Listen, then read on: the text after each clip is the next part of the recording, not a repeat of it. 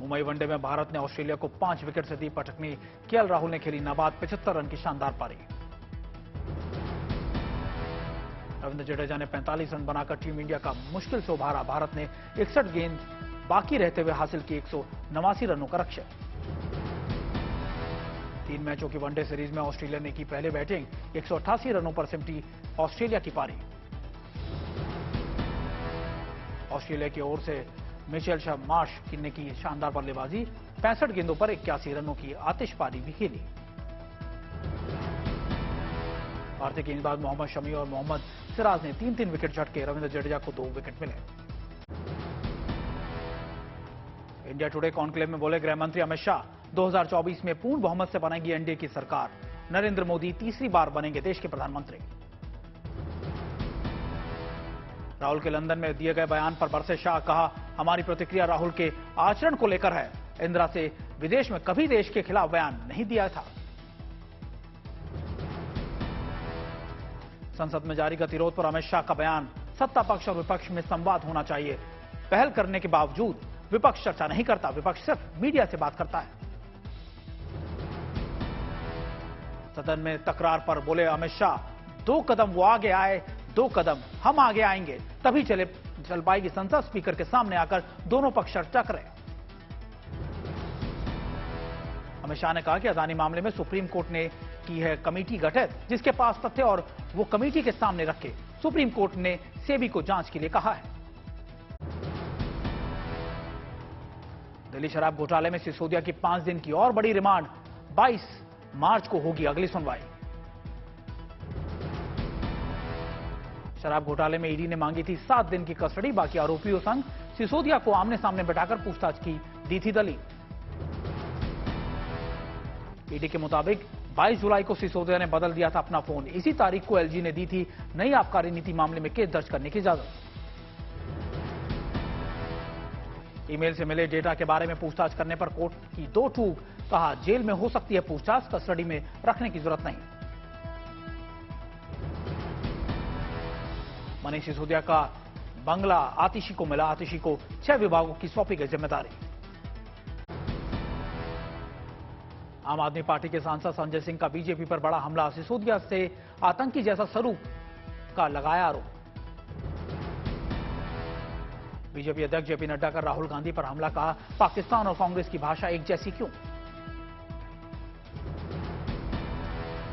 JP Nadda ने कहा कि जब भी संसद सत्र शुरू होना होता है, देश विरोधी टूल किट सक्रिय हो जाती है। जेपी नड्डा का कांग्रेस पर हमला। बोले, देश में राहुल गांधी और कांग्रेस की कोई नहीं सुनता। जेपी नड्डा ने तीखे स्वर में कहा, राहुल गांधी चुनी हुई सरकार का कर रहे हैं अपमान। पूरे देश से मांगे माफी। संसद में हुआ जबरदस्त हंगामा। लोकसभा में कांग्रेस और बीजेपी दोनों की ओर से जमकर हुई नारेबाजी।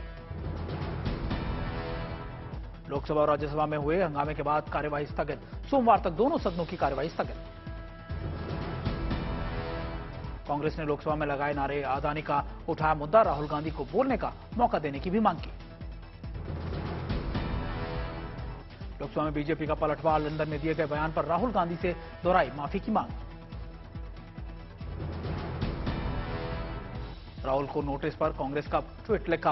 अडानी पर राहुल के सवालों से बौखला गई सरकार, पुलिस के पीछे छिप रही है। कांग्रेस अध्यक्ष मल्लिकार्जुन खड़गे ने कहा कि राहुल के माफी मांगने का सवाल ही नहीं। डर रही है सरकार, इसलिए राहुल को बोलने का मौका नहीं दे रही। राज्यसभा में भी राहुल के बयान और अदानी मुद्दे पर कांग्रेस बीजेपी में छिड़ी घमासान। वेल में उतरे सांसद। लोकसभा में हंगामे के वक्त देर तक नहीं आई आवाज। कांग्रेस ने किया ट्वीट। पहले माइक ऑफ होता था, अब सदन की कार्यवाही म्यूट कर दी गई। संसद की कार्यवाही स्थगित होने के बाद विपक्षी दलों ने नेताओं ने संसद परिसर में किया प्रदर्शन। गांधी प्रतिमा के पास प्ले कार्ड लेकर जुटे विपक्षी सांसद। गांधी प्रतिमा के पास प्रदर्शन में कांग्रेस समेत 16 विपक्षी दलों के सांसदों ने किया प्रदर्शन और सोनिया गांधी और राहुल गांधी भी रहे मौजूद। कोलकाता में सीएम ममता बनर्जी से मिले अखिलेश यादव। कहा, लोकसभा चुनावों में यूपी में हारी बीजेपी तो देश में भी सफाया। लोकसभा चुनावों से पहले एक नया गठबंधन बनाने की कवायद टीएमसी का बयान, खुद को विपक्ष का बॉस ना समझे कांग्रेस। अधिवेशन के दौरान अखिलेश यादव ने बीजेपी पर साधा निशाना, कहा जो लोग बीजेपी वैक्सीन लेते हैं उन्हें सीबीआई ईडी का डर नहीं। वरुण गांधी ने कहा कि आंतरिक मसले देश के भीतर ही सुलझाने में भलाई, बाहर चर्चा अपमानजनक है। बीजेपी सांसद वरुण गांधी का राहुल गांधी पर निशाना, कहा मुझे देश की बात विदेश में करने का शौक नहीं। बिहार विधानसभा में हंगामा, बीजेपी ने नीतीश के मंत्री और आरजेडी विधायक इजराइल मंसूरी का इस्तीफा मांगा। बीजेपी विधायकों विधानसभा के बाहर किया हनुमान चालीसा का पाठ, सरकार को सद्बुद्धि देने की प्रार्थना की। बिहार के पूर्व मुख्यमंत्री जीतन राम मांझी का विवादित बयान, रामकथा को बताया काल्पनिक, साथ ही कहा कि राम से ज्यादा कर्मठ था रावण।